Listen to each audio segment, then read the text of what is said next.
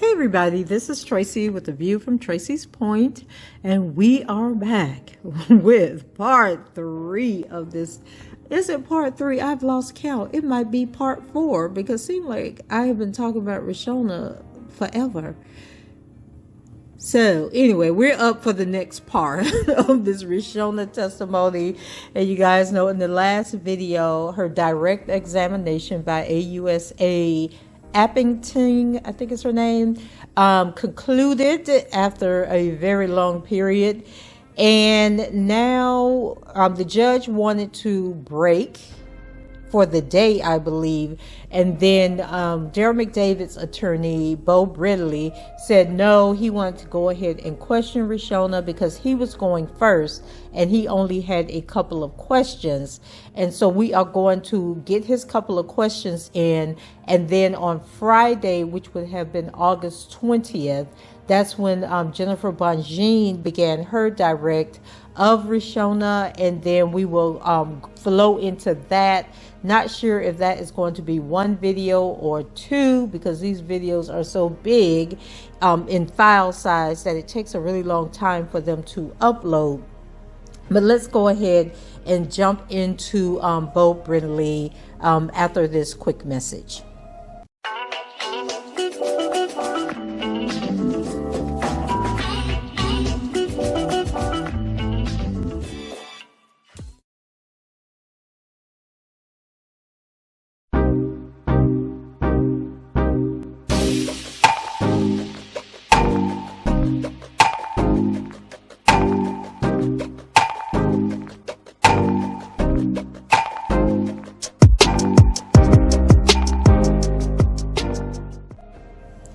Okay, so Mr. Brinley, and then just to remind you guys, when I'm reading these transcripts, I'm not going to keep saying who is talking, this person is talking, so you have to follow along. So typically when a question is being asked, that is the attorney, and when a statement or a response comes, that is the person on the stand, which in this case would be Reshona.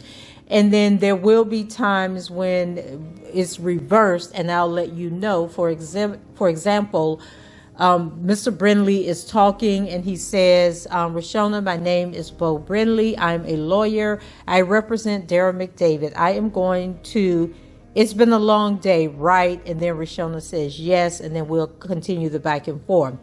So he goes on to say, so I'm going to try to get through this pretty quickly with you. I know it's been a long day. My first question has to do with, you had said that you had met with multiple lawyers at, I believe it's the law office of Ed Jensen, right? Yes. And there were different meetings you had with the various lawyers there, right?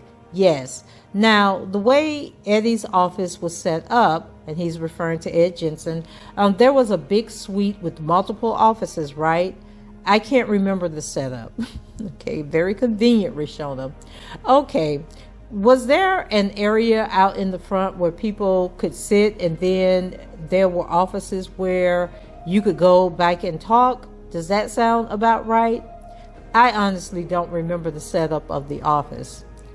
Okay, you know that there were occasions when you met with the lawyers and Daryl McDavid was in the office, right? Okay, now I think this would be considered leading. Like, he should be saying, were there times that you went to the office to meet with lawyers, and then can you tell us who the lawyers were and who else might have been in the room or something like that? So she says yes. And then he says, okay, but in terms of when you were actually talking to the lawyers behind closed doors, you can't really recall for sure whether it was in there at that time or whether it was out in the front. Is that fair to say? Yes. Okay. And you talked about having discussions with the lawyers about your cross necklace, right? Yes. The cross necklace is something that you had been asked about at the grand jury, right? Correct. The passport photo and the cross necklace is something that the state investigators knew about and they questioned you about, right? Correct. That was back when you had a lawyer that Robert had gotten for you who was there with you, right? Yes. So this cross necklace was not some kind of a secret. It was known, right? Yes. Okay, at some point, you said the lawyers wanted you to give them the cross necklace, correct? Correct. Do you remember if you gave it to Eddie, Mr. Jensen? I'm not exactly sure who I gave it to. Okay, one of those guys, though, right? Eddie or Sam or one of the lawyers. Yes. Okay, and they asked you questions about your necklace too, right? Yes. They asked you about where did you get it, right? Uh-huh. Okay, so once again, when we go from yes, no, correct to uh-huh and mm-hmm, there's a little bit of deception in there. So then he says, is that, you got to say yes or no for the reporter. Yes. They asked you about what it was made of. I think you said, right? Yes. And you don't know whether they gave it to somebody, to some kind of an expert to look at it to see if it could be regenerated on the video. You don't know what they did with it, right? No.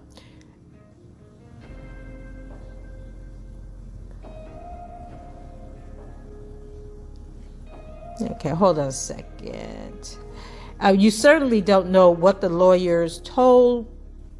What? Y'all know, here I go with this page again. Hold on a second. Oh my God. Okay. Now, as I have understood, what you said here today is that Robert Kelly basically, I don't know how to put it, he coached you to lie to all kinds of people. Is that fair? Yes. See, I'd be wondering, these lawyers be trying to throw Mr. Kelly under the bus. So then he says, he coached you to give false statements to your parents, right? Yes. He coached you to give false statements to whatever investigators you came across, right? Yes. He coached you to give false statements to a grand jury, right? Yes. And you did what he told you, right? Correct. Because, as you said, he had that kind of power over you at the time. Fair to say? Yes. And Mr. Kelly, as I understood what you said, he was, according to what you said today, he was using goddaughter-godfather relationship as some sort of cover to prevent anybody from knowing about the secret part of his life, right? Yes. Bonjean. Objection to that. Misstates what her prior testimony was. The judge. What was the objection again? Bonjean. It misstates what her prior testimony was. Okay, the jury may remember, so go ahead. Brinley. I don't know what kind of ruling that was, y'all. Okay, so the godfather-goddaughter relationship. You can correct me if I'm wrong, but I thought that you were saying that was sort of used as a means of, as a cover to keep secret the sexual part of the relationship, the secret part of the relationship. Am I right? Yes. Okay. So it's fair to say then that based on what you have described, Robert saying to you today, he made it clear that there was this part of his life that involved you and this sexual relationship. He wanted that kept secret from the world, right? Yes. He was a public figure, right? Yes. He had a huge public persona that you have said really appealed to you, right? Yes. And that public persona is far different than what you have been describing here today, right? Correct. So he, as you have said, as I understand you, he threw a lot of efforts in talking with you to make sure that the public part of his persona was never impacted by the secret part, right? Bonjean, I am going to object her testimony on this stand. This is just Mr. Brinley recharacterizing. I don't know what is relevant to. Her testimony about her conversations with Mr. Kelly have been made that for her examination. He is just summarizing and recharacterizing to his liking. And then Brinley says, that's cross-examination. And then the judge, you don't need to argue. I'm overruling the objection. This is cross-examination. He can lead the witness. The witness is certainly able to disagree. If he characterizes your prior testimony incorrectly, in your view, you are certainly able or should correct him, okay? So he was talking to Reshona at that point. So Brinley continues, if I am saying something wrong, please tell me. But I thought that what you were saying was basically that he had a public persona and this part of his life, about the sexual part with you and some of the other people you talked about. He talked to you about making sure that never impacted his public life, right? Yes, it was supposed to be kept a secret. He took steps to keep it a secret, right? Yes. Okay. That went on throughout the duration between when you met him and this all started, and from the time of the trial in 2008. That went on that entire time, this process of keeping a secret from everybody, right? Yes. And you certainly didn't hear what Robert Kelly was telling to Daryl McDavid when you weren't there about any of this, did you? Can you repeat the question? When you weren't around, you don't know what Robert told Daryl, do you? You said when I was around or I wasn't. When you were not. No, I don't. Okay, but what you do know and what you described today is Robert was involved in an effort to lie about or deny this to the world, right? Yes. Brinley, one moment, Your Honor. Brinley, I have no further questions for this witness. Why is these attorneys trying to throw this man under the bus? Like, y'all know Bonjean, when she get ready to do her direct portion of this case, she coming for Daryl McDavid. It is not going to be pretty. Okay, so he says, I have no further questions. Then the judge says, Miss Judge, will you be that quick? Miss Judge says, no, Judge, we will go tomorrow. And then he says, all right, we will suspend until 10 o'clock tomorrow morning. Members of the jury, don't discuss the case. Don't go on social media and describe your experiences or ask questions. Don't do any independent research. Don't discuss the case with your family or anything else. And don't do something about it. It was cut off. The words was cut off. And so maybe he was saying don't talk about it. But have a nice evening. The court security officer, all rise. The judge, all right. Outside the presence of the jury, does anybody want to put anything on the record before we suspend until tomorrow? Bonjean says, yes, Judge. Again, I would renew my motion for a mistrial. This is clearly just incredibly antagonistic defenses. I don't know how much Mr. Kelly should have to do to defend a case. We have the government to contend with. We have Mr. McDavid to contend with. We have Mr. Brown to contend with. And we also have Mr. Brinley, who completely misled this court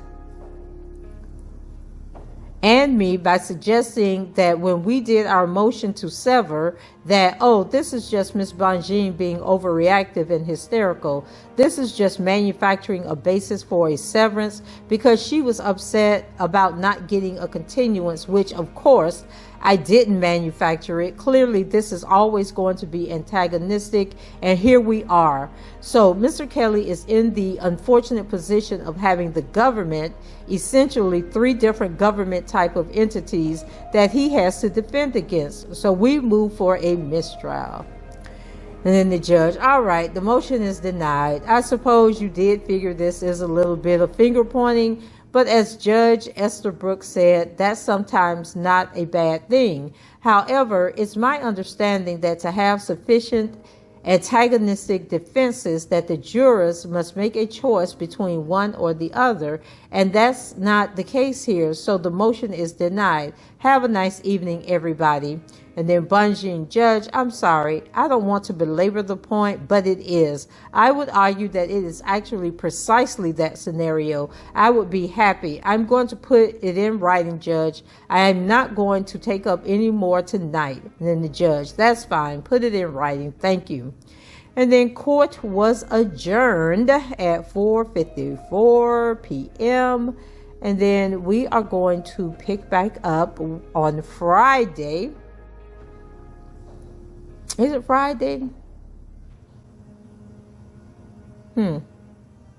It might be the 19th that I'm going to pick up on. Yeah, I think it's that Friday was the 19th where we will pick up. And I believe that Jennifer Bonjean, let me see who is going to be up first in this case. And this was a long day, so I'm not sure if I am going to be able to put all this in one video or if I am going to break it up again. But I believe that Miss Bonjean may go first on this particular day. Okay, it is now Friday, August 19th at 10 a.m. and trial is restarting. Let's see. You know, they have to give everybody a name. So proceedings heard in open court. Jury is not in yet. The judge, the government wants to raise some point. So as soon as you sit down, I think everybody is here. Yes. So Ms. Pozzolo. Yes, Your Honor, we are tendering Your Honor with a proposed jury instruction. Yesterday, when the government moved to admit Exhibit 2, which contains videos 2 and 3, Ms. Bonjean stated that Ms. Bonjean objected and stated that she didn't know what the exhibit was and asked whether this was one of the exhibits the government provided to her. Ms. Appleton said, "No, we cannot provide it to you because it is contraband." Ms. Bonjean responded, "That seems fair." So her comments about discovery took place in front of the jury, and contrary to her representation that she would not discuss discovery matters in front of the jury, that's motion in limine number 10. Before trial, the government moved to exclude this precise type of commentary, especially as it relates to CP, which cannot be turned over to the defense. They have to come review it in a controlled setting, which was done in this case by each of the defendant's counsel. So we think it's improper that the jury now has the impression that the government is not making evidence available to the defendant, which is not the case. And we're asking that Your Honor give this two-sentence instruction which states, "You heard testimony yesterday about government exhibits 1 and 2 that contain what is referred to as videos 1, 2, and 3. Prior to trial, government exhibit 1 and government exhibit 2 remain available." The judge, "Okay, Ms. Bonjean, how do you respond?" Bonjean, "Well, first of all, it wasn't provided to us, and I wasn't suggesting that the contents of it. They handed an exhibit that they didn't give us a photocopy of. It was a CD, and they didn't give us a copy of even the front of the photo of the CD. So when I asked, is this, there are so many copies of things, so I said, which I think, since it wasn't in our book of exhibits, was this provided to us? It was the U.S. attorney that said no. She didn't say, yes, counselor, it was provided to us, provided to you. It's the same, she said. No, it wasn't, because it's contraband. I have every right to know precisely what this witness was looking at, and I simply asked to. I wasn't asking for the imagery. I was asking for what is the actual physical thing you're presenting to her right now, and we weren't provided with a copy of it. So first of all, okay, well, this would be second of all, Bonjean, this instruction is wrong. It wasn't provided to us, and the AUS admitted as such. She didn't have to admit that in front of the jury. I didn't ask her to. I just said, can you just show it to us? When she said, no, we didn't provide it to you, I said, okay, can I? She says, I can show it to you. And I said, that seems fair. That wasn't a discovery. The judge, well, it was made available for your review, wasn't it? Bonjean, I don't know what's on those things. I don't know what's on those discs. I have to take the government's word for it. Pozzolo, Your Honor, that is, Bonjean, what's on those discs?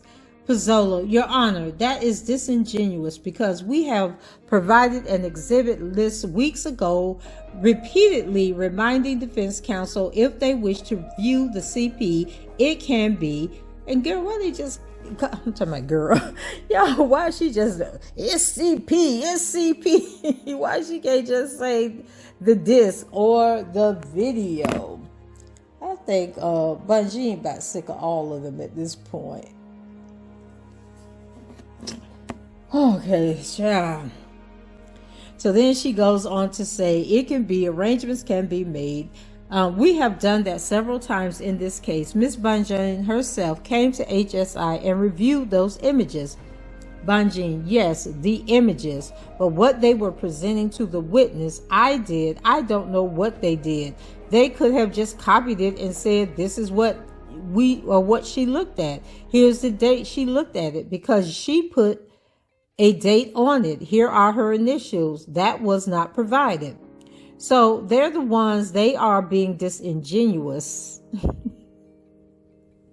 They are asking us to take their word when there is a bazillion copies of these things out there. Judge, all right.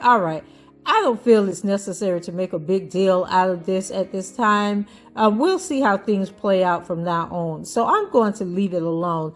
And I will not give that instruction at this precise time.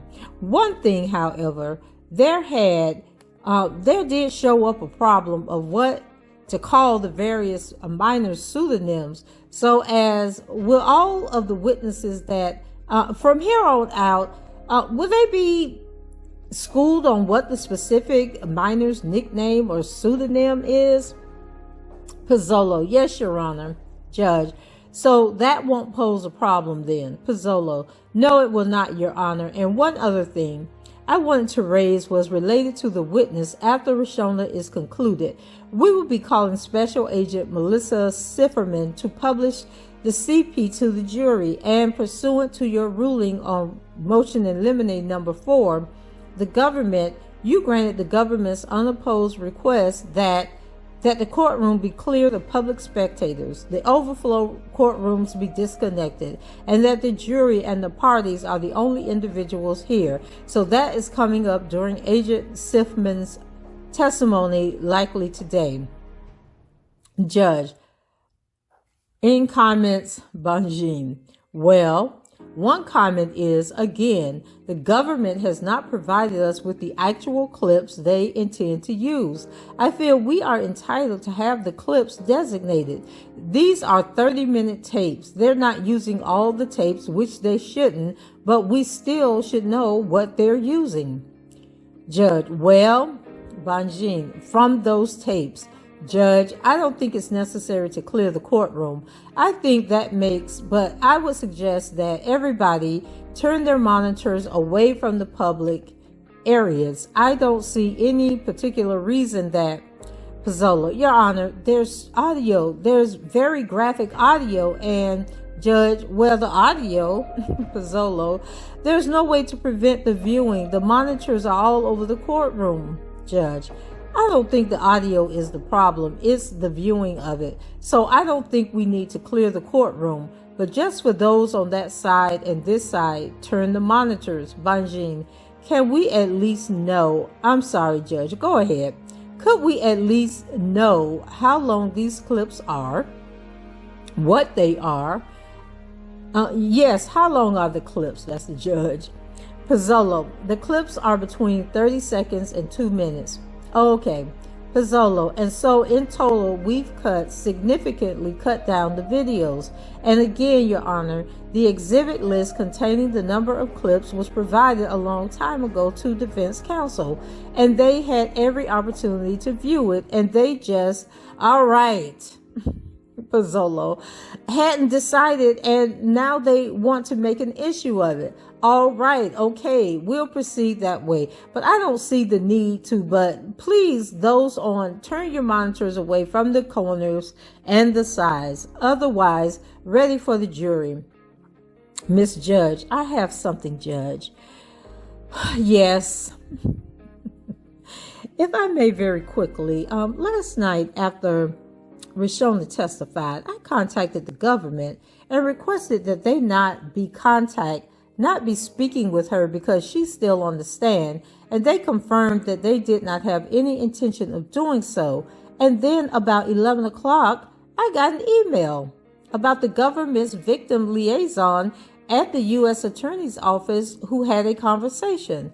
The government's not going to use that conversation. I'm not concerned about what the content is, but this individual that's escorting any of the individuals or the witnesses in this case, I just want to make sure she is a member of the prosecution team, that she be admonished not to be having conversations about the content of this prosecution. I understand she's perhaps, I really don't know exactly what her job is at the U.S. Attorney's Office with these now adults that were once minors, but what the government is calling victims. So she was here in court. She brings her in. She leaves with her, but she cannot be having conversations with her because she also is a member of the prosecution team when the witnesses are in between testimony.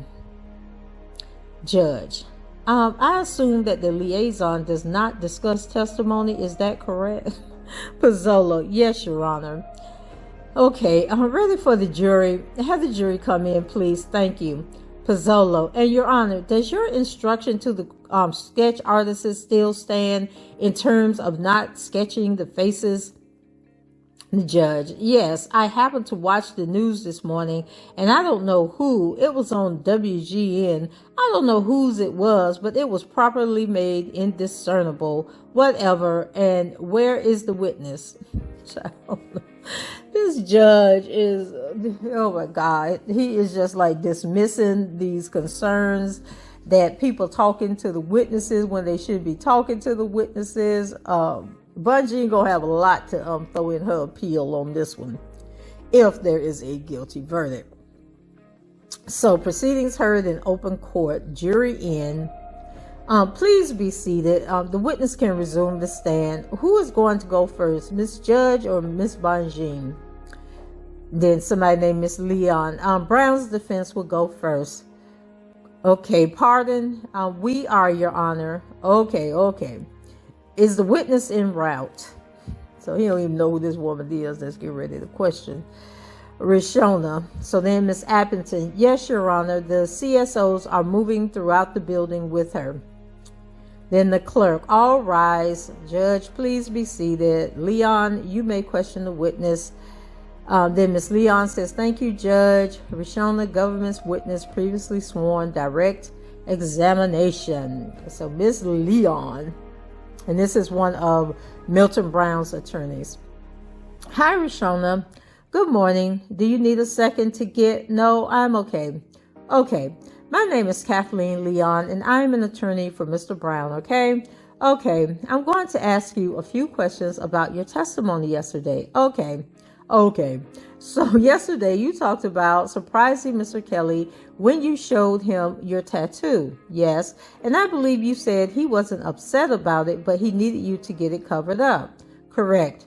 And to do that, he asked you to go to a tattoo parlor. Correct. And to fill in the tattoo, cover up his name. He probably told her to cover that mess up because he didn't tell her to get it. Because remember, he was a married man. So, yes. Okay. And that was because you, at the time, you were both denying the nature of your relationship to the world, correct? Correct. Okay. I think you said yesterday that Mr. Kelly let you know that Milton was going to pick you up, yes? And take you to the tattoo shop for this cover-up, correct? Mr. Kelly had already given you the instructions on what you needed to do, correct? Okay. And yesterday you testified that Mr. Kelly went through great lengths to keep the sexual relationship between the two of you a secret, correct?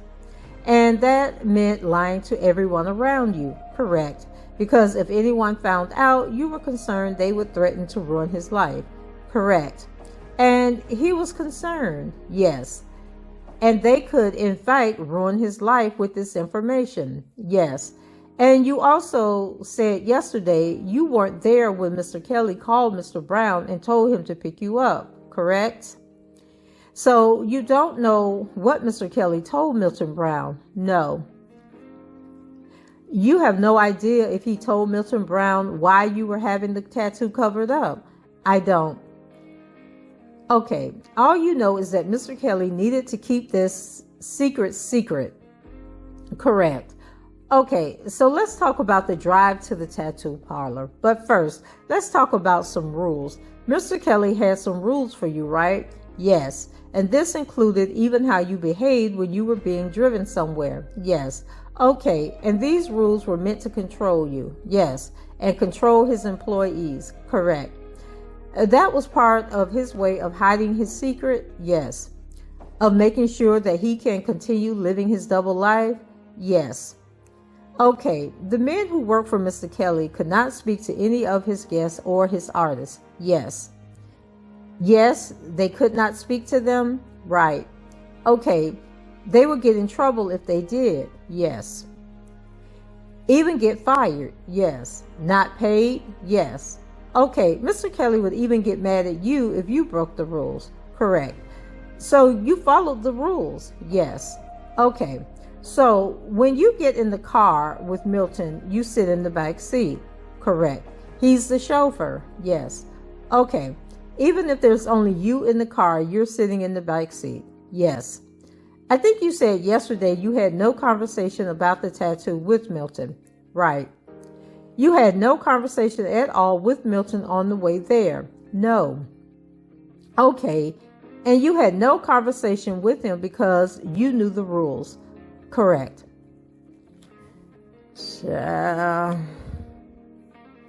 These attorneys. He's the chauffeur. Yes. Okay. Even if there's only you in the car, you're sitting in the back seat. Yes. I think you said yesterday you had no conversation about the tattoo with Milton. Right. You had no conversation at all with Milton on the way there. No. Okay. And you had no conversation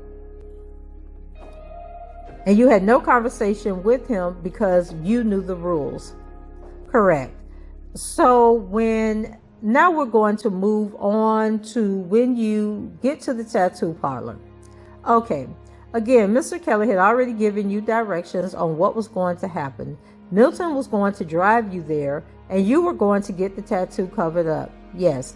So when you get to the tattoo parlor, it wasn't what you were expecting. It was a house. Yes. Milton let you know you've arrived at the address. I just need a verbal answer. Yes.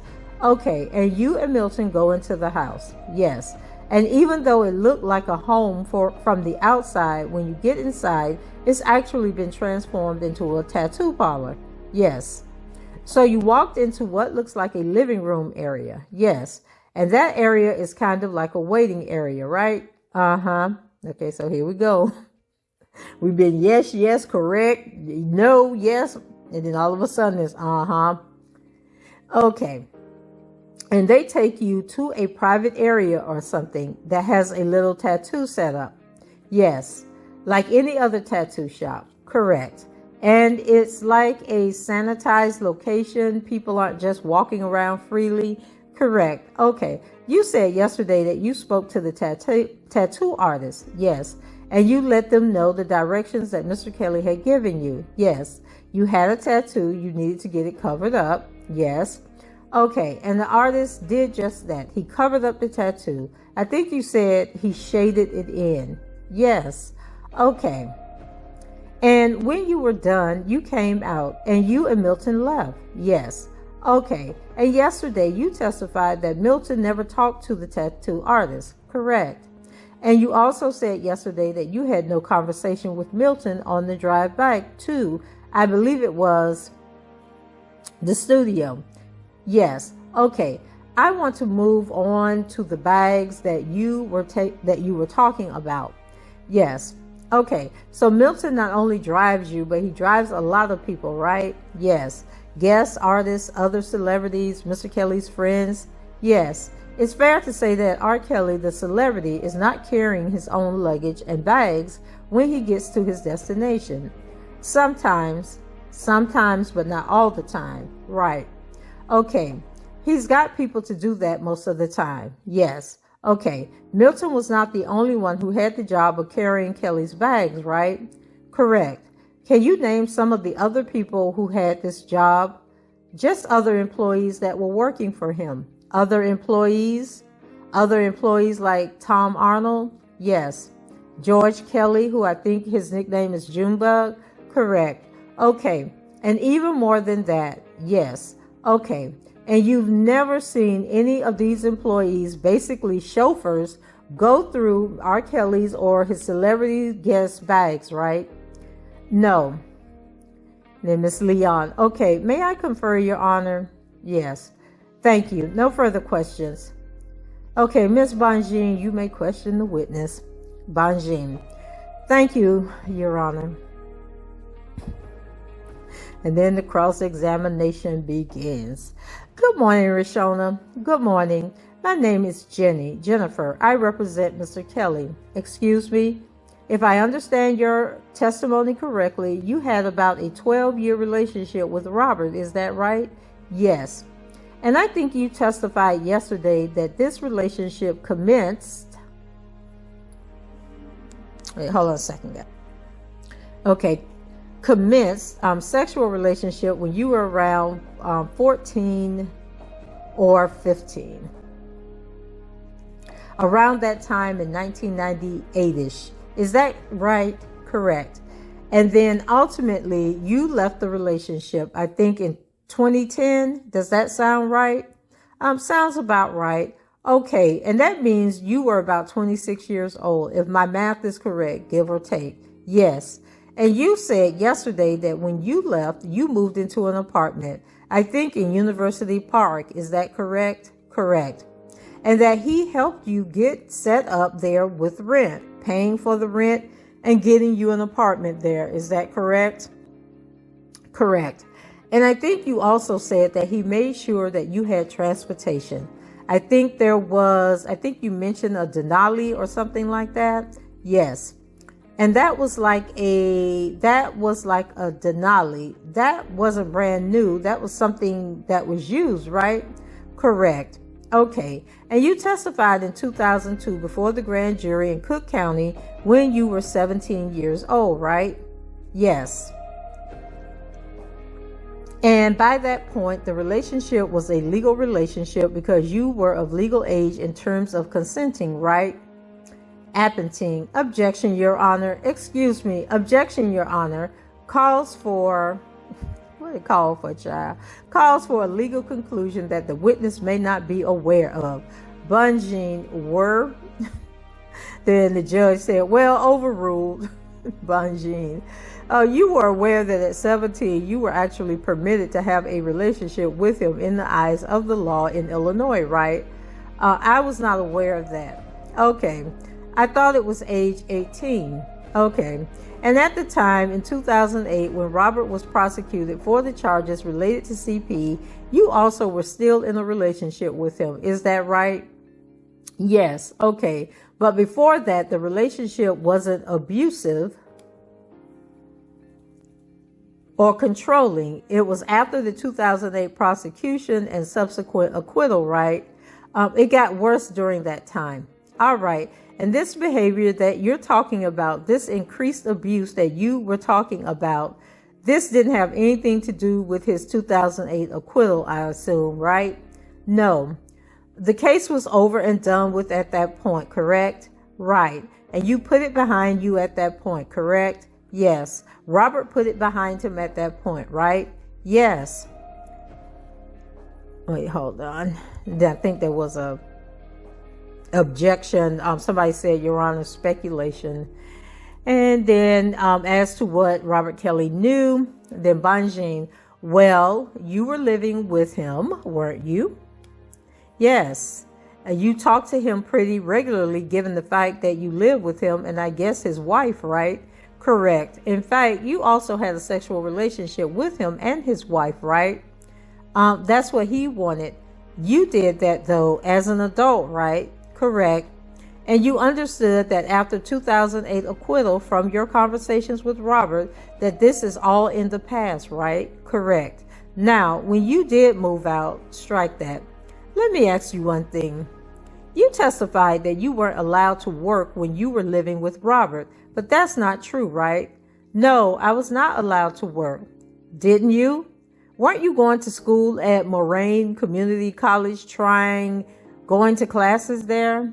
Correct, but I was also not able to choose what I wanted to go to school for. Okay, and you were also working at a daycare, isn't that right? After the trial, yes, that is correct. Even before, you were working at a daycare center and going to classes, correct? No. All right. Well, do you remember being interviewed by the U.S. attorneys back, let's see, on May 3rd of 2019? I don't remember dates, but if you can refresh my memory, I'm not saying that didn't happen. And at that point, you admitted, oh, y'all know what's happening, right? Hold on a second. Why is this thing jumping all over the place? Okay, on May 3rd of 2019, I don't remember dates, but if you can refresh my memory, I'm not saying that didn't happen. And at that point, you admitted that you were taking childhood courses at Moraine Valley College for approximately 1.5 to 2 years, right? Yes. So he didn't prevent you from taking classes at a community college, right? Well, during the trial, I was not able to go to school for what I wanted to study, is all I'm saying. Okay, we're talking about after the acquittal. Okay, that's the time frame I'd like to focus on. Yes, after that, I was able to, that is correct. Right. And he paid for that, right? Yes. Now, after you moved out, you maintained a very tight relationship with Robert, didn't you? Yes. Despite how terribly abusive it was, according to you, you remained close to him, correct? He wasn't like that all the time.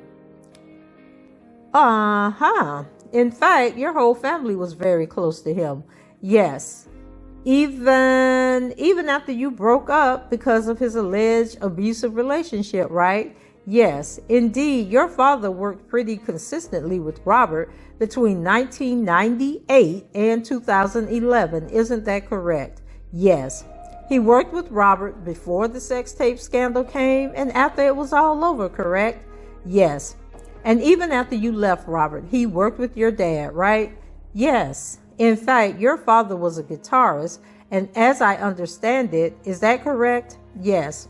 And as I understand it, a very talented guitarist. You'd agree with that, I assume?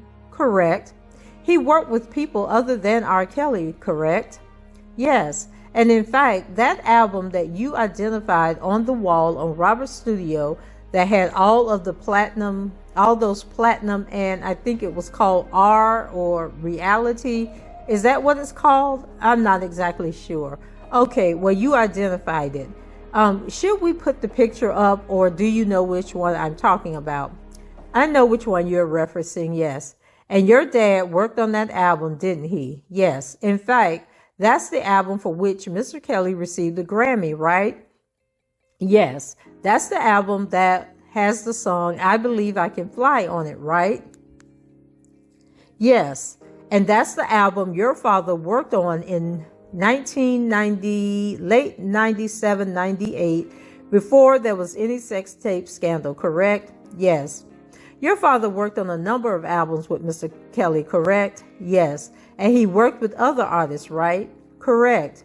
And this was all before the tape that became public in 2002 was released, right?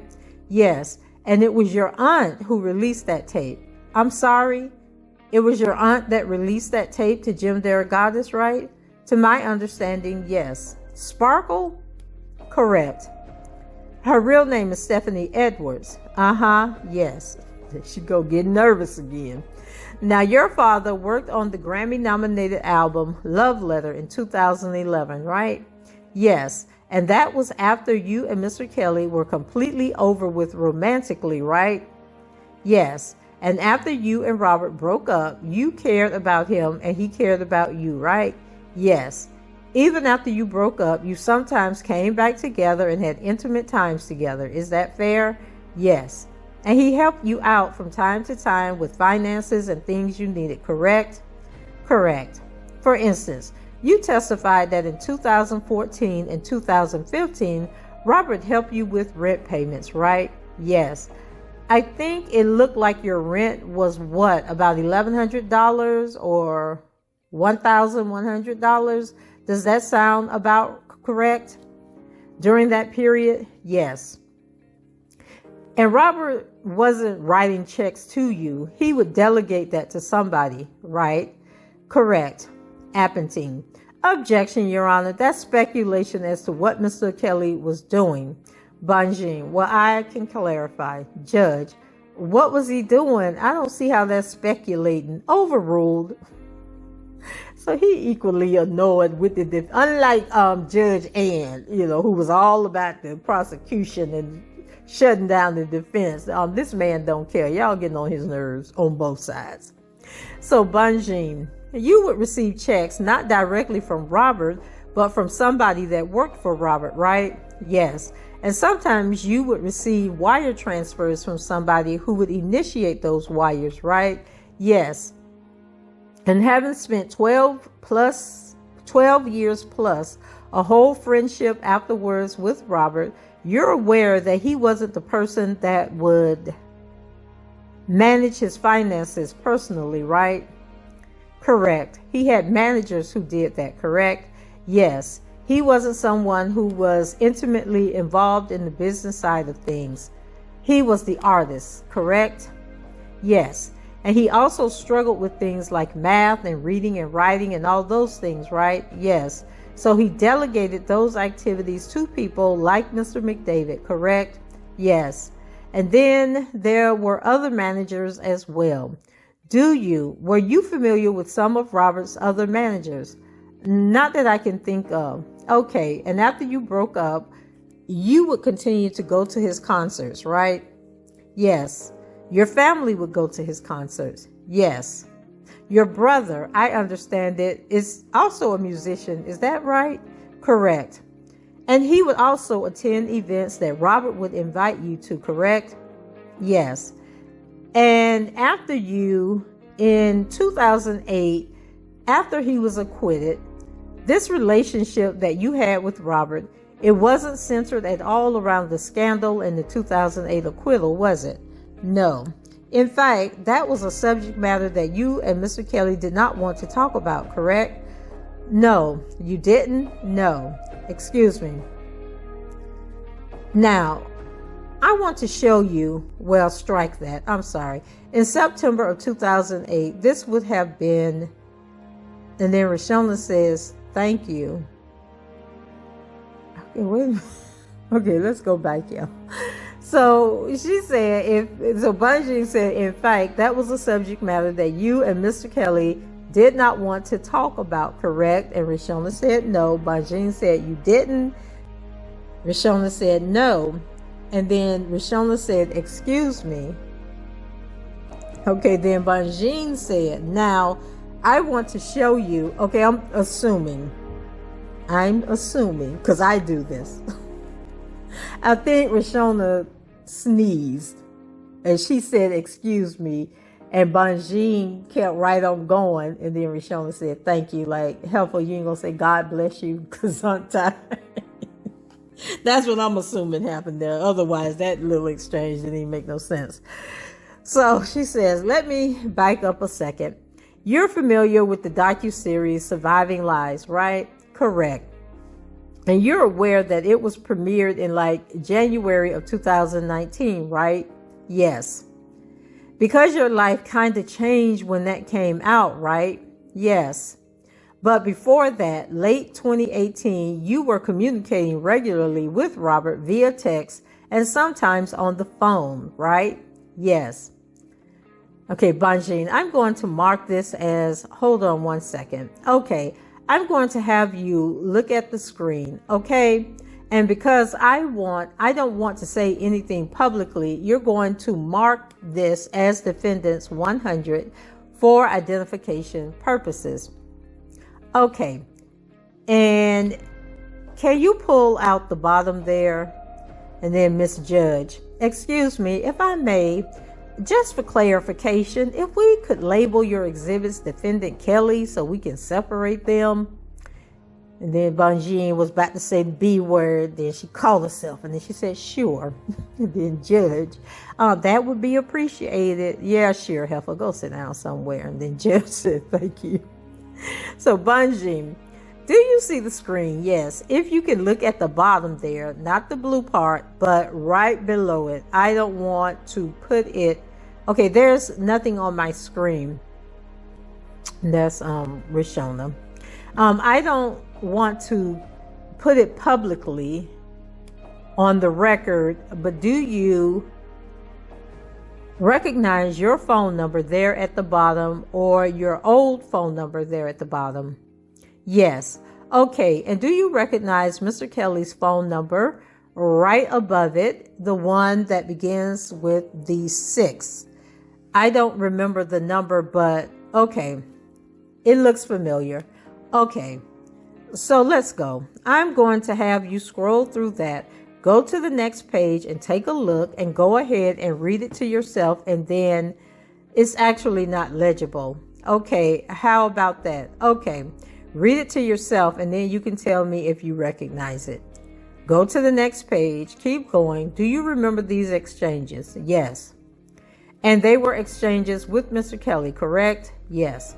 Okay. And do they appear to be your communications with Mr. Kelly during this time period, right before the release of Surviving Lies? Yes. Bonjean. Okay, Judge, I would offer them into evidence, not for the truth of the matter asserted, but for the respect of state of mind. Any objection? Hearing none, they're admitted. You may publish them. Bonjean, thank you, Your Honor. Defendant Kelly, Exhibit 100, received into evidence. Ms. Appleton, the government objects to the publishing. It has the witness's telephone number on it, and it's not redacted. The judge, oh, okay. Bonjean, we'll redact it, Heifer. No, she said, we'll redact it, no problem.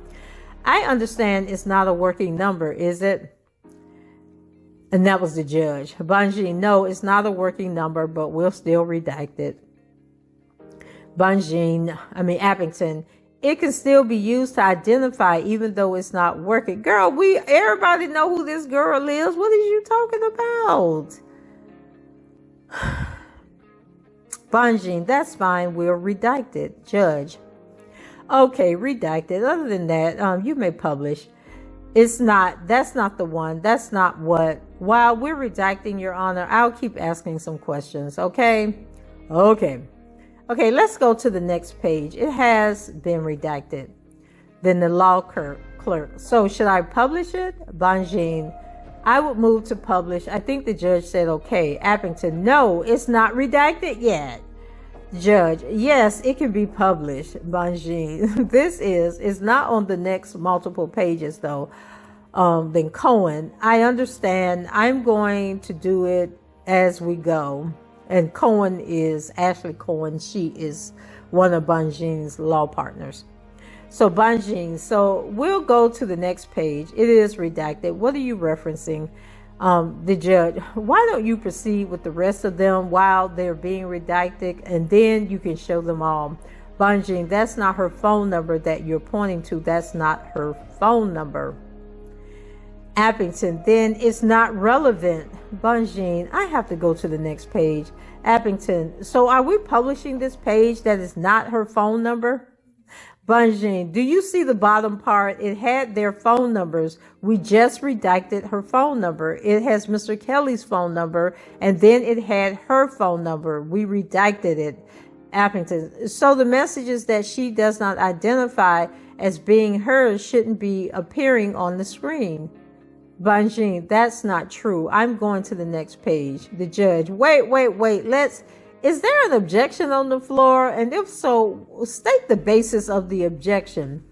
Appleton, The objection is relevance. The defense counsel has just indicated that there's numbers on here, telephone numbers that are neither Reshona's or Mr. Kelly, so those messages should not be there. We understand that the numbers that are the messages between them, the numbers are redacted. Bonjean, okay, Judge, I was under the impression that she identified these messages and that there's a phone number on there which was long not been used. So I don't see what the problem is. And then Bonjean, and we just redacted them. They're just looking at a portion of the document that we had to look at the bottom half of the page. So we've now moved on to the next page, okay? Then Reshona, ready? Okay.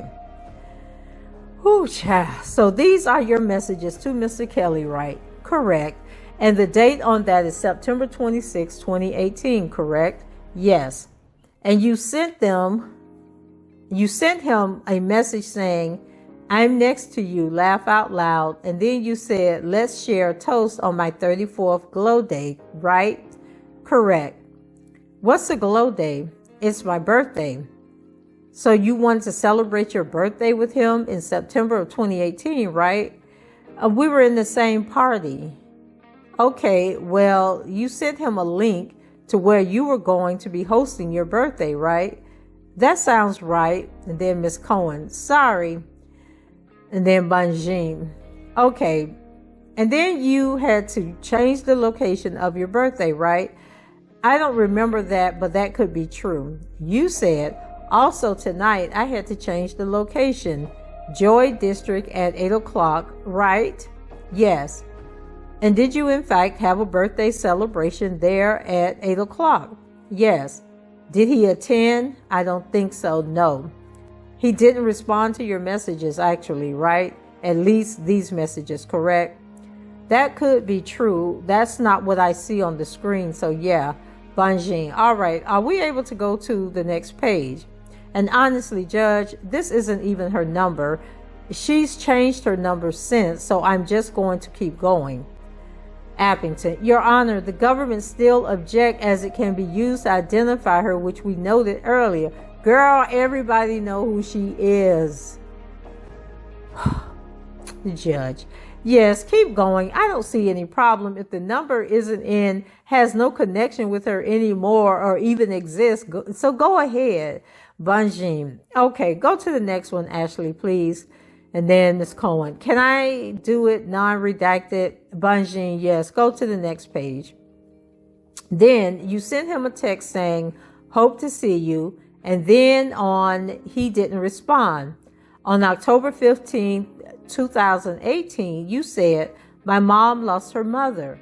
Check on her when you get a moment, please. Right? Yes. Because Mr. Kelly was close to your mother, right? Yes. Even at this point, isn't that fair? That's correct, right? Yes. And he responded a little bit later and he said, wow, I just got this. Sorry to hear that. Send me her number, please, which you did, right? Yes. And he said, I'm okay. How are you doing? And you said, my heart is heavy, but it will get better with time, right? Correct. Bonjean, the next page. Okay, if he was close to her mama, why he didn't have a mama phone number saved in his phone? So anyway, then you asked him, what have you been up to? And he said, I understand you're talking to the mirror right now, but you're right. It will all get better if you really believe that like I do. And you responded, I can only imagine. I think about you and pray for you often. Okay, okay, is this lyrics from a song or something? I understand you're talking to the mirror right now, but you're right. Okay, I don't know what's going on there. Y'all tell me if this is lyrics. What is the significance of what he said to her? Because it just seems so out of place. So he responded, and it's working. I appreciate it. And you said, I feel it, so I know you do. And then you said, let me know when you can catch up. Go to the next page. And you said, okay. And he said, okay, baby, just stay on my radar. It's all good. And you said, will do. And then you reached out to him on December 30th of 2018 with WYA. What does that mean? And then Reshona said, where you at? And he didn't respond, right? No. And then you said, hey, and go to the next page. And then he says, Happy New Year, Shorty. Shorty is one of your nicknames, right? Yes. And you said, hey, Happy New Year, peace, loving, and blessings. You going to Oceans. What is Oceans? It's a strip club. And you said a strip club? Yes. And what was being celebrated there, if you remember? I don't remember, but I'm sure he was like hosting or something like that. He was hosting? I said, I believe he was hosting or something like that. Okay. Or I don't know if it was his birthday. I don't know exactly. Well, except that he responded, no, we at the studio. You all can pull up if you want, right? Right. So he wasn't hosting anything at the strip club, right? Apparently not. No. Okay. But you just assumed he was because it's a strip club. No, it was obviously something that may have happened in the media or on social media that would have made me think that he was or going to be there for some reason, because that's not a random question I would ask him. Except you had friends in common. You might think that he might be going to this because you had friends in common who were going, right? No. Okay. So you just assumed he was going to Oceans, even though he says, no, we all at the studio. You all can pull up if you want, right? Correct. And you said, cool, thanks, I'll text you. And then the next page, or actually you said, hey, and then he responded, hey, you. And you said, again, this is January 3rd of 2019. That was around the time, actually, I think it's the exact date that the docuseries premiered. Does that sound right? Yes. Although I guess the fallout from it wasn't entirely aware until a little bit later, correct? I don't know what you mean by that. Can you rephrase the question? Did you watch it on January 3rd, 2019? No. All right. So you said, what's up with you? You feel like stopping by Pressure Point. Pressure Point's a studio? Correct. And then you said, or can me, Jay Blaze, and her girl April stop by your studio? Hey. So you've asked multiple times to hang out, right? Or to come by the studio? Yes. And then he says, sorry, I just found this damn phone in the couch in the studio. Laugh out loud. But it's all good. Let me know the next time y'all going out. And depending on the stupid shit, laugh out loud, I'll come with, right? Correct. And if you go to the next page and you said, who you telling Pressure Point? Okay, wait a minute. And you go to the next page and you said, who you telling? Pressure Point, though, is a studio. I wasn't asking you to go out, laugh out loud, but that would be nice also. And he said, what be going on there? And you responded, I work there in the evening. It's Jay's husband's spot now. They had April, the mother of, I won't say the name, someone's child, and she's writing, just thought it would be a nice vibe for you to pull up. Come today. It's really private. You wanted him to come hang out, right? Yes. That was just in January of 2019, right? Yes. And then you hit him up again on January 3rd. What you doing tonight? Do you see the top one? Yes. And he says studio session, but I will be there drinking and chilling. And you said, okay, I'm going to come through. Come through means I'm going to stop by, right? Correct. And he said, hit me around 8:30 or 9 o'clock. And then you texted him later and said, are you there? You said, need you to respond right away, right? Correct. Hey, are you there? We're pulling up now. And then he didn't respond, right? Correct.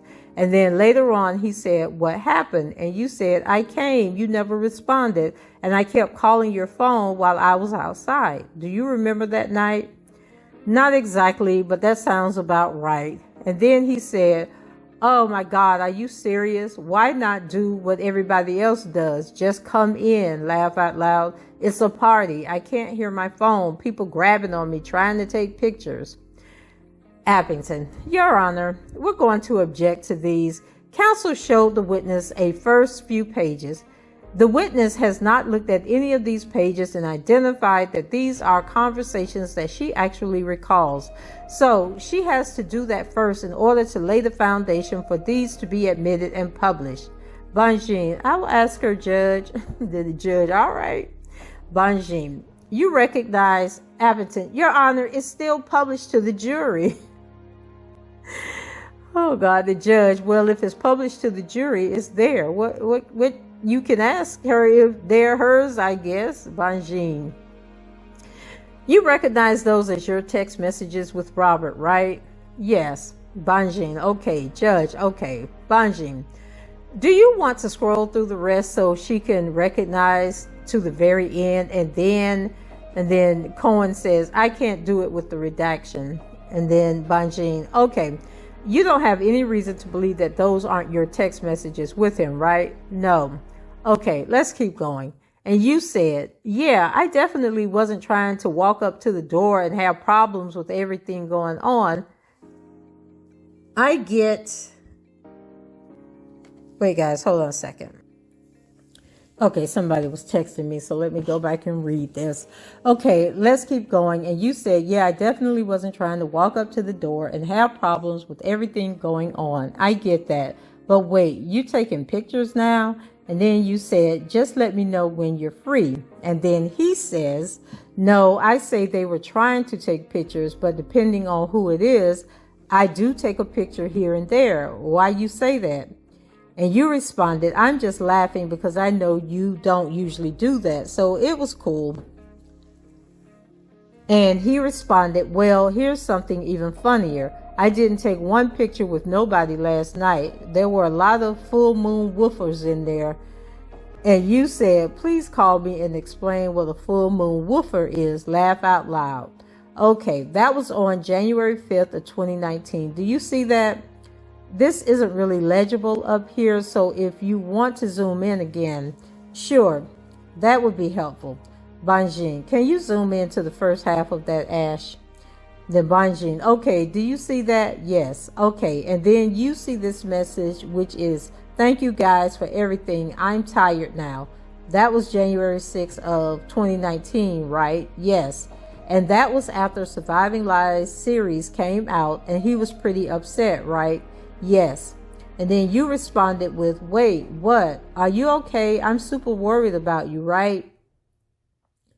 And she said, yes. And you were worried about him, right? Yes.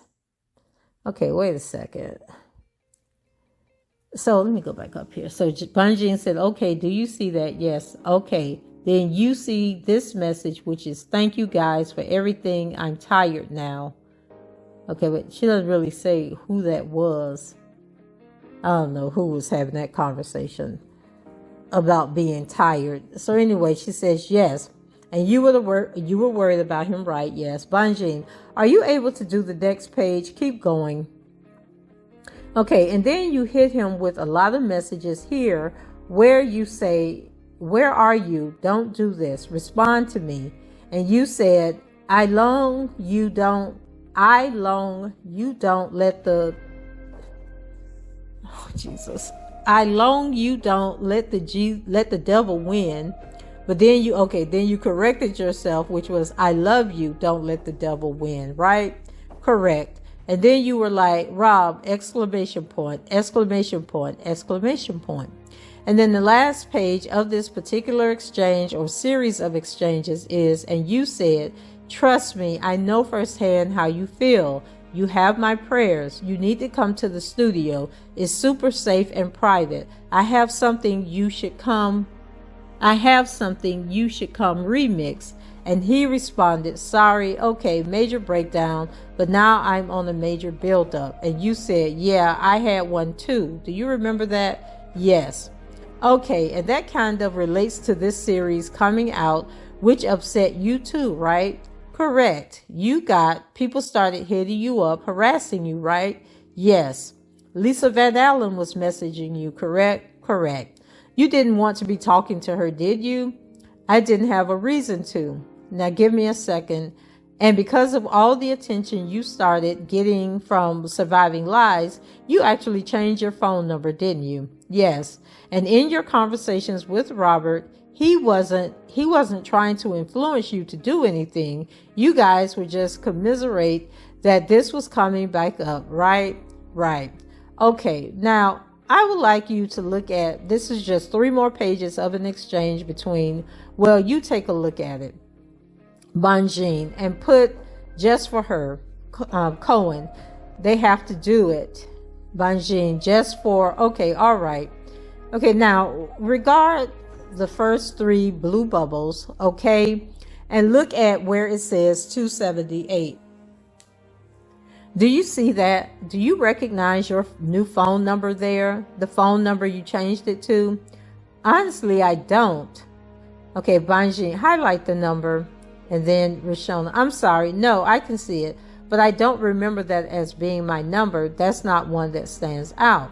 Bonjean, okay, I'm not saying it wasn't. This is Reshona. I'm not saying it wasn't. I just don't recognize it. Okay, and do you see the message there that says, this is, and you don't have to, don't say it out loud, the name, but it says, this is Reshona, my number, my new number, right? Yes. Do you remember sending that message to Mr. Kelly on January 7th of 2019? Yes. All right. Go to the next page. If you could pull out Ashley so she can see those a little more. Okay. Do you see your messages to him? Yes. Do you recognize these messages? Yes. Do these messages appear to fairly and accurately reflect your text exchanges with Mr. Kelly during this period of time? Yes. Okay, go to the last page so we have all of them.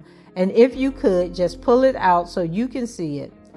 Okay, and for this page, does your answer stand that you remember these text messages? Yes. Okay, that's not your number anymore. Is that right? Correct. Okay, let's go back to the first page, Ashley. Make sure you redact any reference to her real name there, okay? Judge, this is just a 3-page document. I would move to admit it as Defendant Kelly 101. Any objection? It's admitted. Appington, no, Your Honor. Judge, okay, you may publish. Defendant Kelly, Exhibit 101, received in evidence. Okay, you hit him up on January 7, 2019. You said, this is Reshona, my new number, right? Correct. Go to the next page. And then you sent a number of messages to him. The first one is, what you doing now, right? Yes. Happy Glow Day, correct? Correct. Glow Day is birthday, right? Uh-huh. And was it his birthday? Yes. You asked him, what are you doing tonight? This was on January 11th, right? I'm on January 9th. Okay, right. But then you said, what are you doing tonight on January 11th, correct? I don't see that on the screen. I don't know. Yeah, okay. And then on January 11th, you said, trying to reach, we need to talk. Very important, correct? Yes. And he's not responding. Is that fair? Yes. And then you said, how is that I'm texting you at such a critical time and you're not getting back to me? Okay, so basically, he didn't respond to Reshona, and this is revenge. She trying to get back because she saw this as a way to. And ladies, let's just be honest. Can we have an honest conversation here for a second?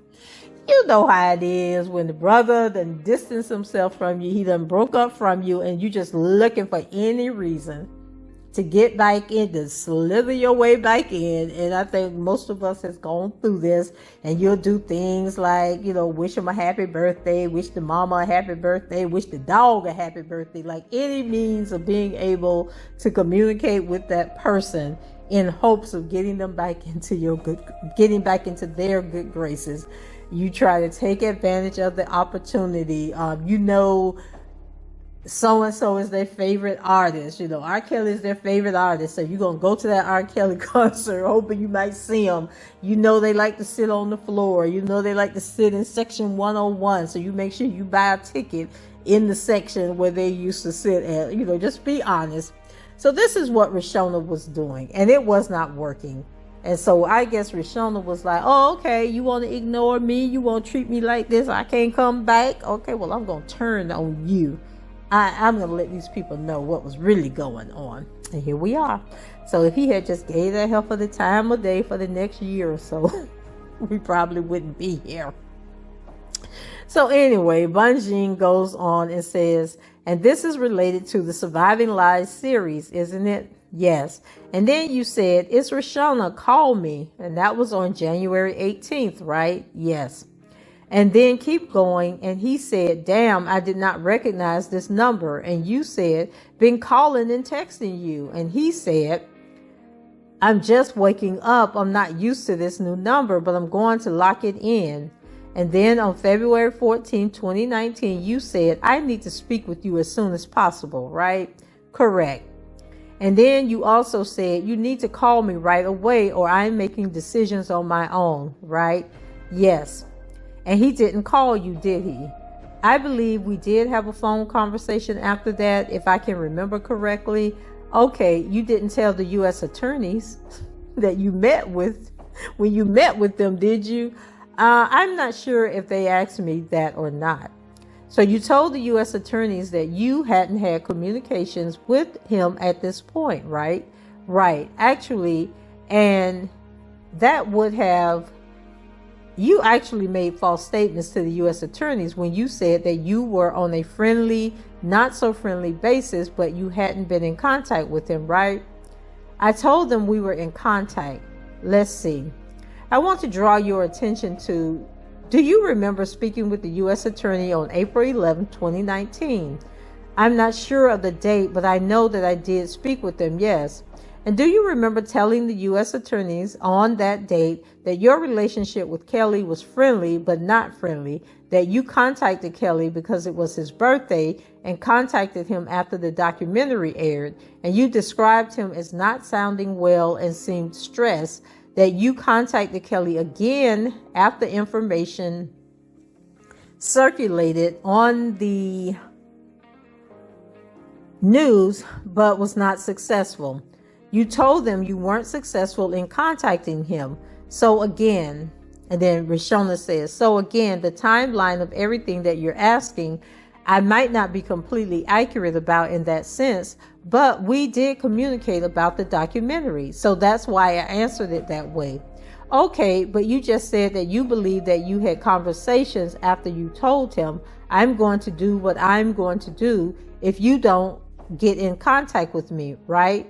I just meant in reference to the documentary. I can't say that it was that particular conversation after text messages.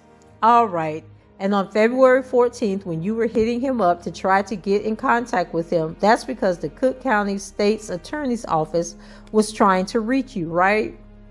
Yes. And you didn't want to talk to the Cook County State's Attorney's Office, correct? Correct. And that's because you had heard that Michael Avenatti, do you know who Michael Avenatti is? I don't. Okay, you had heard that there was a tape that had been given to the Cook County State's Attorney's Office, right? Yes. And the first person you called was Robert, right? Yes, because we were a team, correct? In 2019, okay, wait a minute. Bonjean said, and the first person you called was Robert, right? And then Reshona replied, yes, because we were a team, correct? Okay. Oh, she's saying correct, I did call, but the reason was because they were a team. Oh, cha. Tell you. Okay, so in 2019, you were a team? Bonjean is asking. Well, I'm saying in reference to handling whether we were on good terms or bad terms, I felt comfortable enough to reach out to him because I was afraid.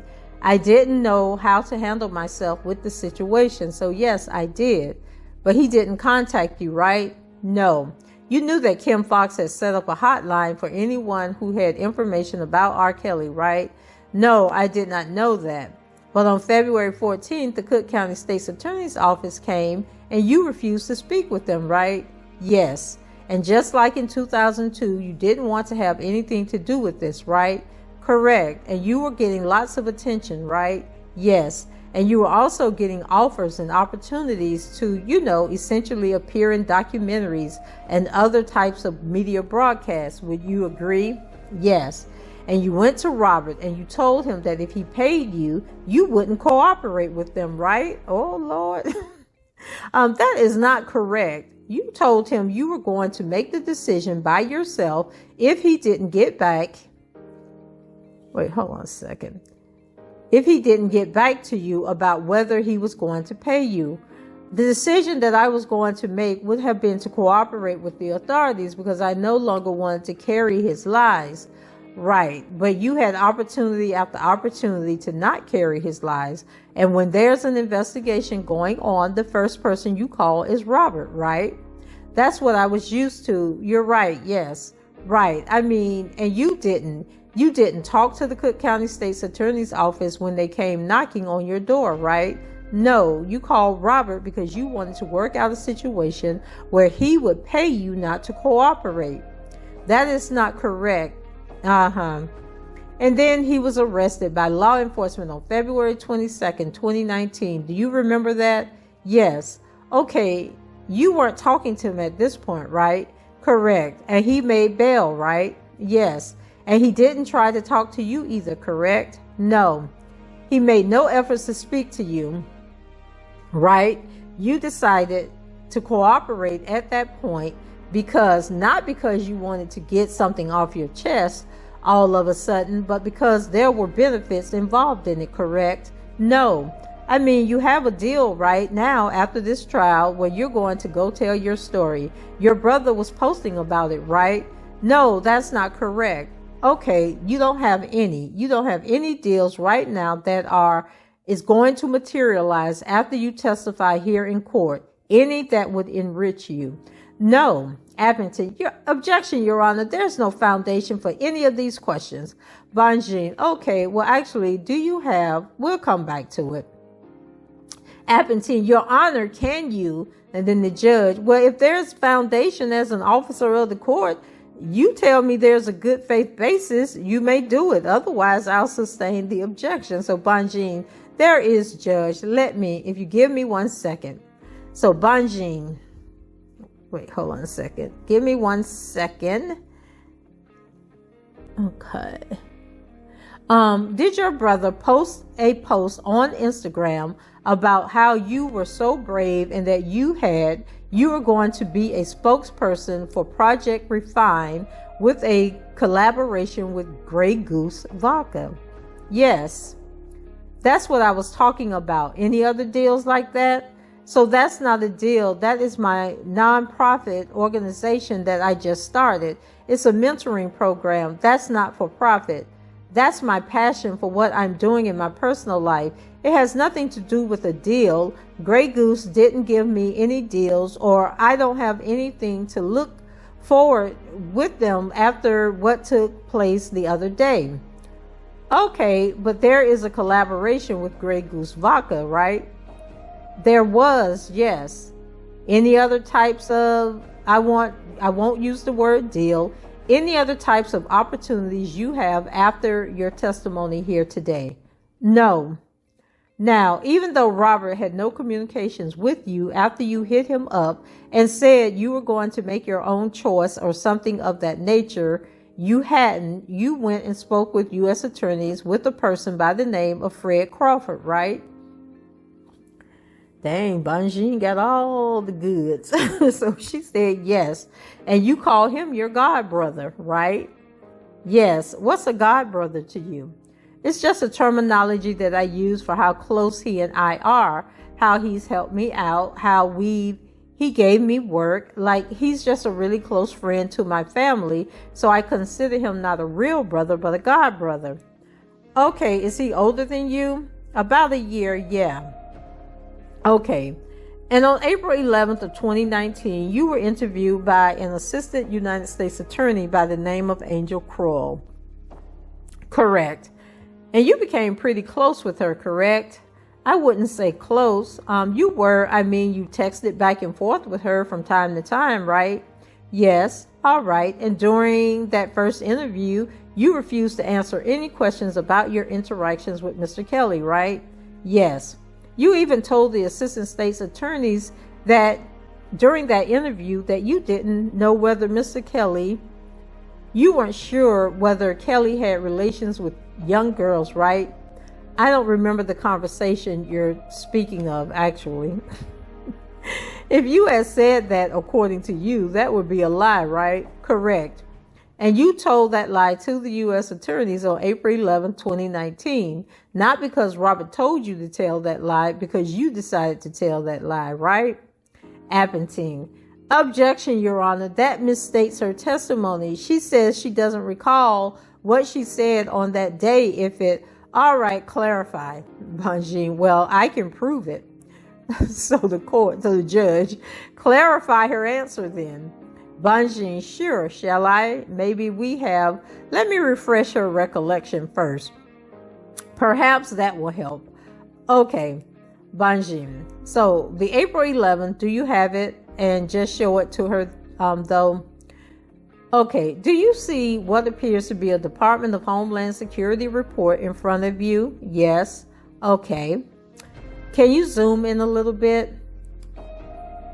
That's Reshona. Then Bonjean, yeah, sure. I'll put out the portion and about the 5th paragraph down. First, pull out that for her.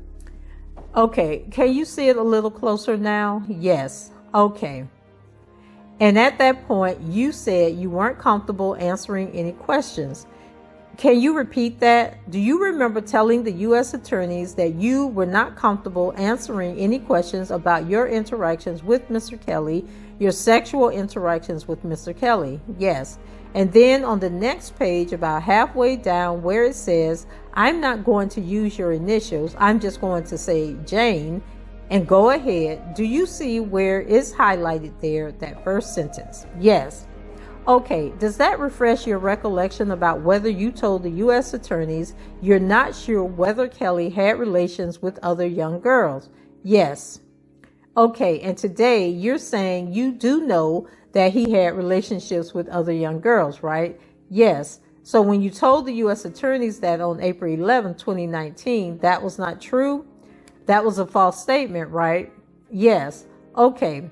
So even on April 11, 2019, you were making false statements to the U.S. Attorney's Office, right? I didn't want to get other people involved, so yes, I did do that. The girls that I did know, I did say that. Right. You told a false statement to the U.S. Attorney's Office, which in fact is a federal crime, right? Appleton, objection, Your Honor, as to what the witness may know in terms of legal conclusions about official charges. Overruled. She can give a general answer. Okay, and Mr. Kelly didn't tell you to tell that lie. You told that lie, right? Yes.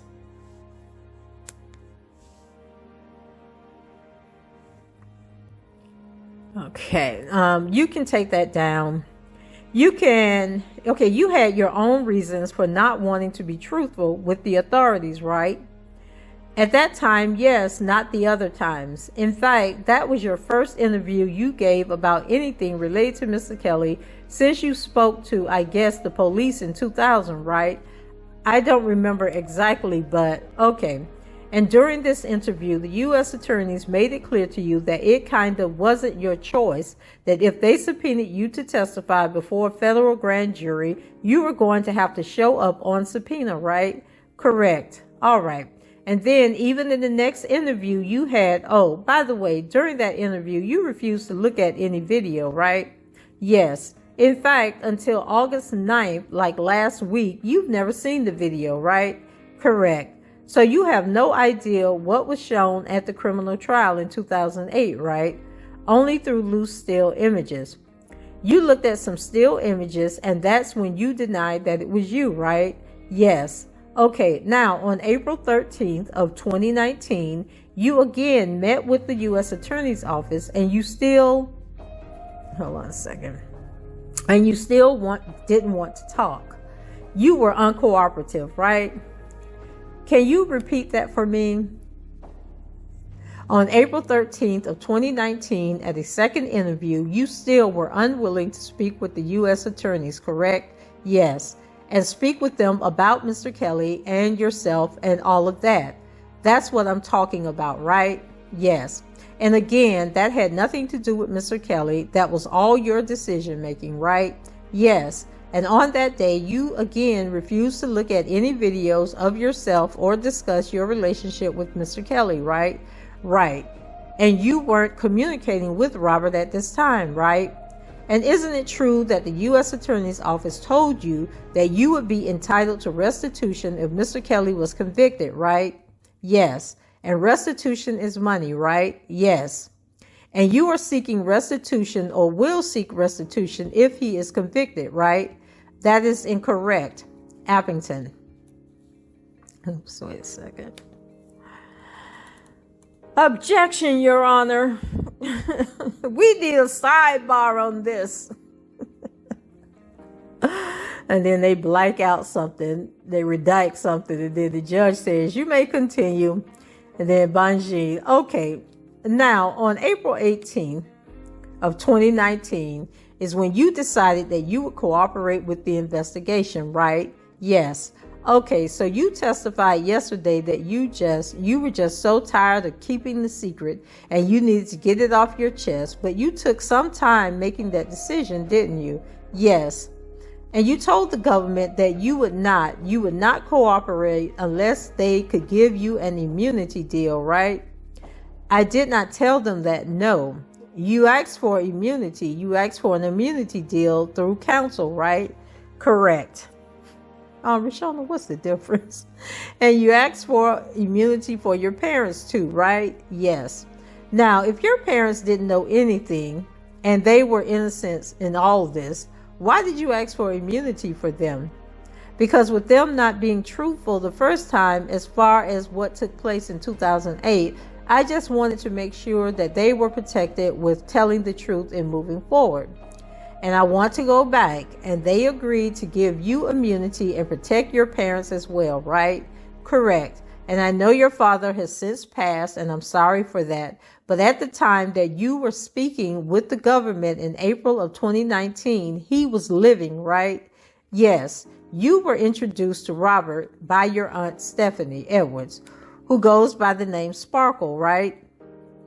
Correct. And you said that even though she was like 10 years older than you, you thought of her as a friend, right? Yes. And actually, your relationship with her was pretty inappropriate, wasn't it? Yes. You were a young girl and she told you about a relationship with Robert, right? Yes. And she even shared with you her sexual relationship with Robert, right? Yes. And she brought you to Robert's studio, correct? Yes. And Robert's studio was a pretty bustling place, active place, lots of artists coming in and out, right? Yes. Musicians, right? Yes. Managers, runners. It was a pretty vibrant place for someone who was interested in music, correct? Yes. And you enjoyed going there because you came from a musical family and you yourself was a musician, right? Yes. And you enjoyed seeing your aunt perform, or I guess perform is the wrong word, but like be in the studio making music. Yes, correct. And you testified that it was Sparkle who instructed you to develop this connection to Robert, right? Yes. And you testified, I think yesterday, that she told you to sit on his lap, rub his head, and ask him to be your godfather, correct? Correct. And is godfather... Look, I was wondering if Bonjean was gonna like make a connection to the god brother that was with her earlier. And is godfather like code for something? Because I'm confused. Like, what does it mean to ask someone to be your godfather? Well, again, if you look up to somebody that's within your race, if you look up to somebody and you say that term like more casually, that's just the way I feel like she introduced me to be more like closer to him.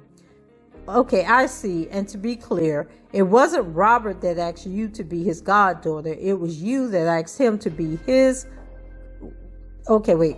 godfather, because Sparkle had said you should do this, right? Yes.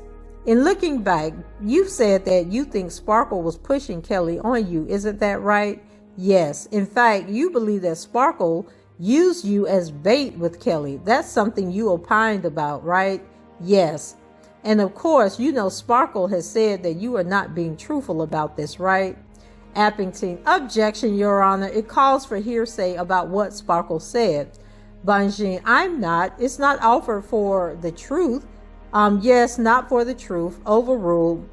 Okay, did you see Sparkle's tweet last night?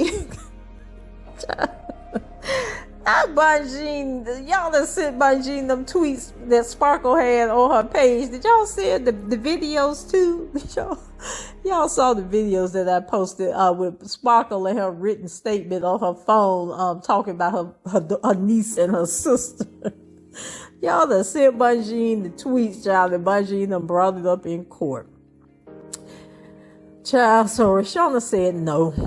Okay. She said that you were lying because the government's forcing you to testify and then Appington, objection, Your Honor, relevance as to what's happening right now. This is about the trial and about the evidence that has already been introduced and will be. Bonjean, it goes to interest and bias. Appington, on social media last night? The judge, wait, hold on. Bonjean, if she made the statement to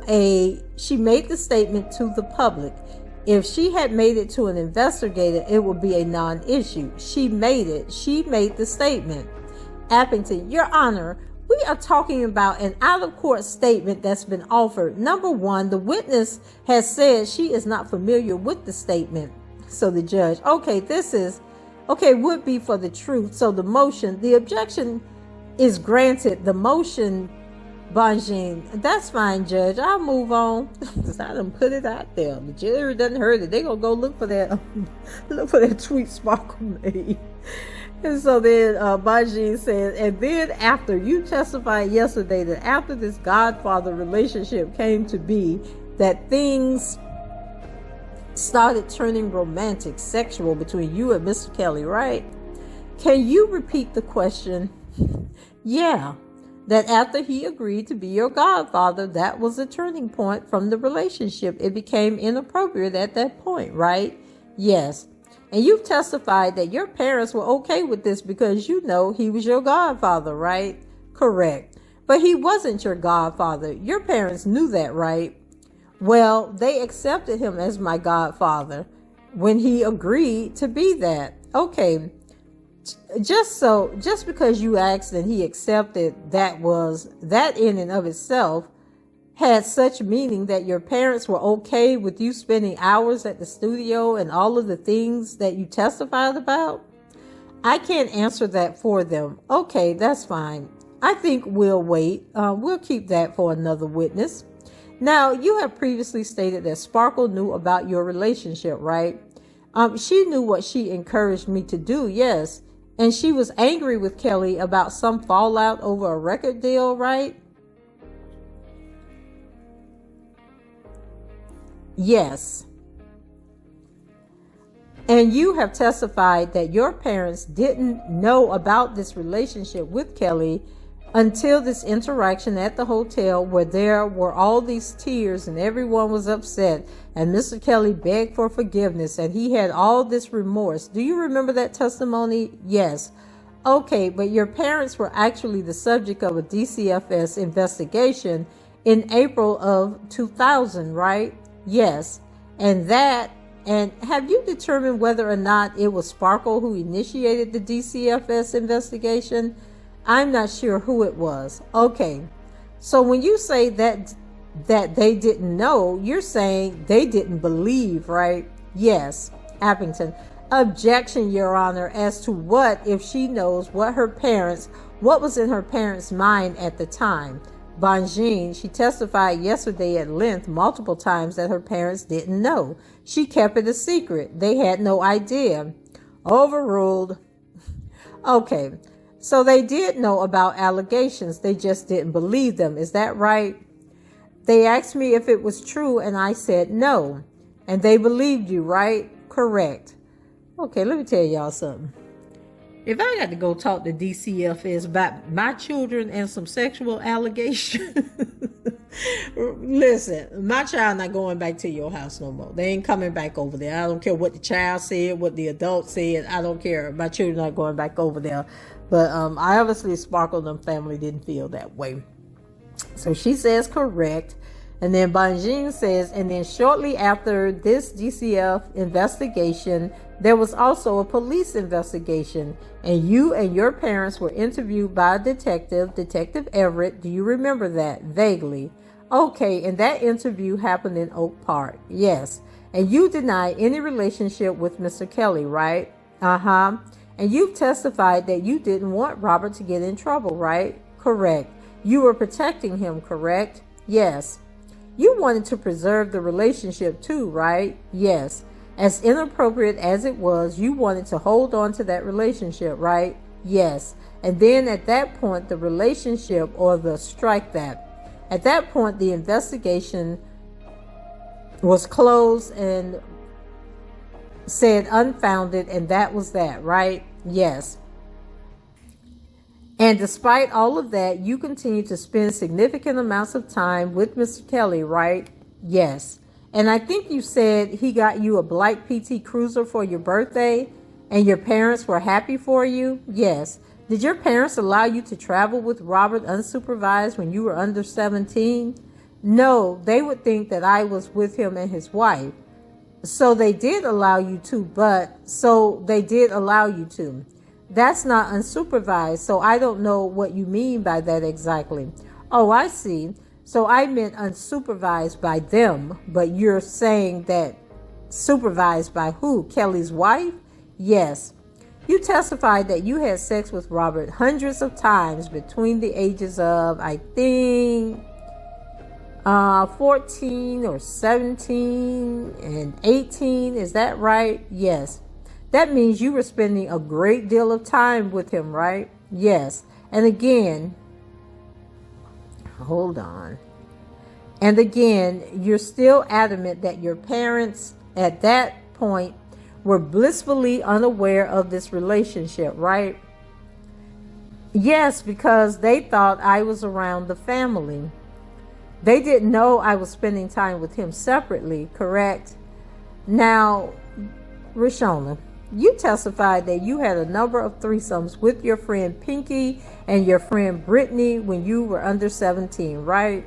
Yes. And you testified that Robert was absolutely adamant that your relationship be secret, right? Yes. But according to you, he entrusted this secret with a bunch of other high schoolers, right? I would say those two people, not a bunch of other high schoolers. So 2 other high schoolers. Is that your testimony? Yes. Okay. But so he didn't trust his closest confidants, but you and a couple high schoolers, he was willing to, engage in this conduct and entrust the secret with 3 high schoolers, right? Yes. And you did have threesomes with Pinky and Brinley, but it wasn't until after you were over 17, right? No, it was before. And was that before Robert and his wife? Was that over 17? Wait, hold on. I skipped something. And was that before? And when you had threesomes with Robert and his wife, was that over 17 years of age too? Wait a minute. Oh, when did she say she was doing it with him and Drea? I missed that part. Okay. I'm about to scan backwards. So she said yes. Okay, so now you turned 17 on September. Remind me. I don't remember when I turned 17. Girl, you turned 17 the same date that you turned 16, 15, 14, 13, that you turned 18, 19, 20, that you turned 37. What is wrong with her? So Bonjean says, well, okay, it was 2001 on the same date in September. Does that sound right? Okay, it sounds about right. It was before you testified before the grand jury, right? Yes. And then in 2002, you learned that someone had provided a copy of the tape that you are calling, or we are calling, tape 1 yesterday, right? To a reporter, right? Yes. And that person is Sparkle, right? Can you repeat the question? That person that provided the tape was Sparkle. That's what I understand, yes. And isn't it true that Sparkle made copies of that tape? That's what I understand, yes. Do you know whether Sparkle's ever been indicted for her conduct? No. All right. Is this a good time to take a recess? The Bonjean says, sure. Okay, I think I'm going to continue, guys. It's still like 50 more pages to go. This is just going to be a long behind. Well, you know what? I'm not. I'm going to end this here. Go ahead and make this video, and then hopefully we can wrap it up with the next video. Okay, go ahead, leave your comments below, rate the video, and subscribe to the channel if you haven't done so already. And until the next time, I shall talk to you guys later when we come back, I hope, with the wrap up of Jennifer Bonjean questioning this girl.